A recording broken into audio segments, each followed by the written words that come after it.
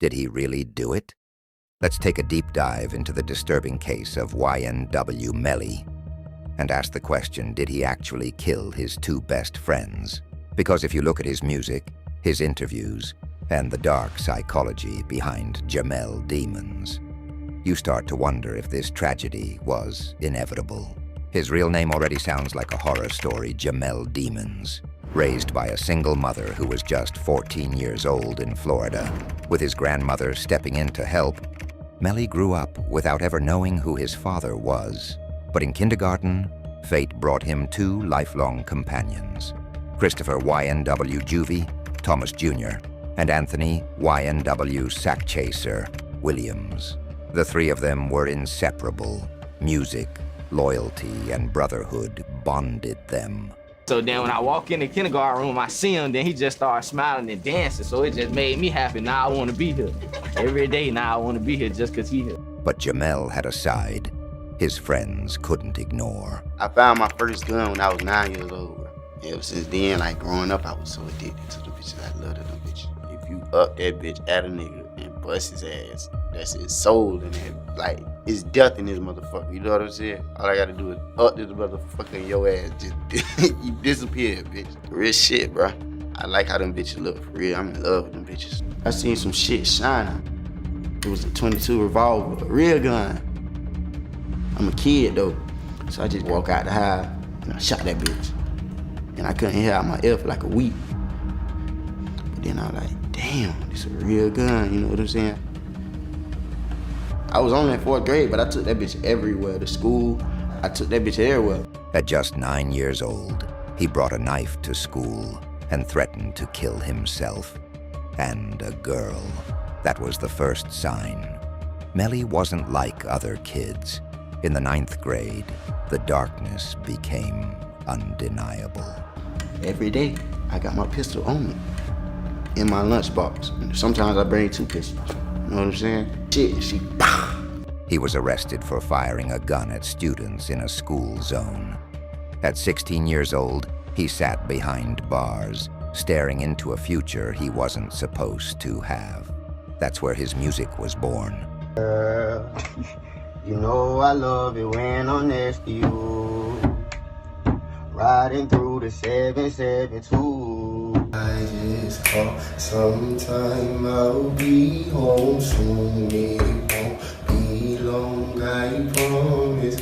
I will be okay. And the song that would one day define him, Murder on My Mind, when Melly sang these words, saying, I didn't even must to shoot him. He just caught me by surprise. I reloaded my pistol, cocked it back, and shot him twice. He died inside my arms, blood all on my shirt. Didn't even mean to shoot him. He just caught me by surprise. It felt like fiction, but years later that very scene would play out in real life. I reloaded my pistol, cocked it back and shot him twice. His body dropped down to the floor. And what makes it even creepier? Melly had his friends' names, Juvy and Sakchaser, tattooed on his face while they were still alive. So what you got tattooed on your face? Tell me about it a little bit. What? On my face? Yeah.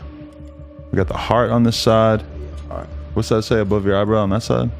Which side? Oh, either one. What's it? No, I got Sakchaser right here. That's my brother. That's my twin. Okay. And I got Juvy.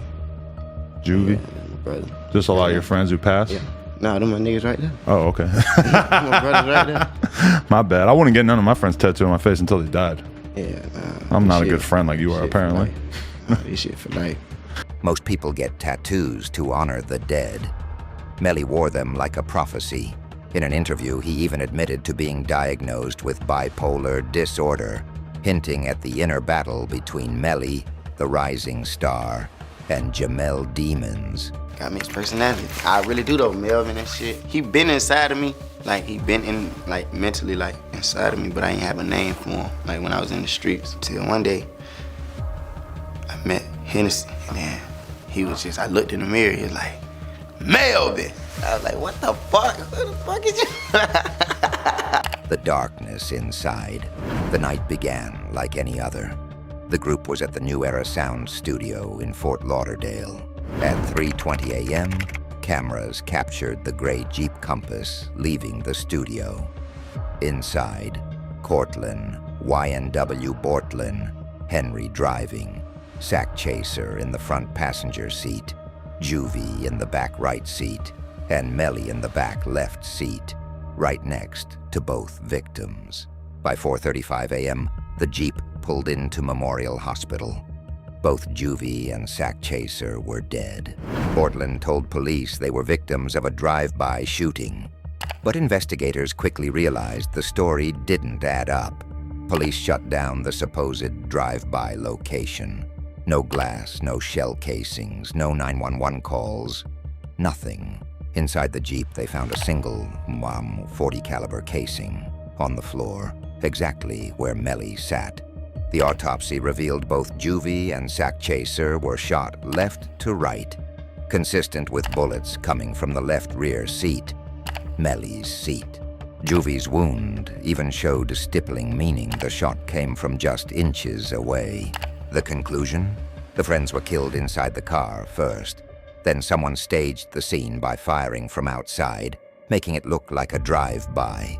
Forensic strings, casings, glass, and even phone data placed Melly at the real scene, not the fake drive-by spot. When the Jeep arrived at the hospital, Melly wasn't there. He had slipped away, later spotted in another car. And the most chilling piece? A Snapchat DM Melly sent his girlfriend just weeks later. "This saved my life. I keep Bortlin with me 'cause at the end of the day, he did one of the realest shit in my life." Investigators believed this was Melly thanking Bortlin for helping cover up the murders. Jamel Demons wasn't just rapping about murder. He was living with it in his head. His childhood obsession with weapons, his bipolar diagnosis, his eerie tattoos of the living, his lyrics that became reality. This isn't just the story of a rapper blowing up with murder on my mind. It's the story of a young man consumed by the very darkness he claimed in his name. Demons. So, did YNW Melly really kill his best friends? Or is he another artist whose lyrics were used against him in court? One thing is certain. When you listen to Murder on My Mind now, it doesn't sound like a song anymore. It sounds like a confession. Yellow tape around his body, it's a fucking homicide. His face is on the t-shirt and his family's traumatized. I didn't even mean to shoot him, he just caught me by surprise. I reloaded my pistol, cocked it back and shot him twice. His body dropped down to the floor and he had teardrops in his eyes. He grabbed me by my hands and said he was afraid to die. I told him it's too late, my friend, it's time to say goodbye. And he died inside my arms, blood all on my shirt.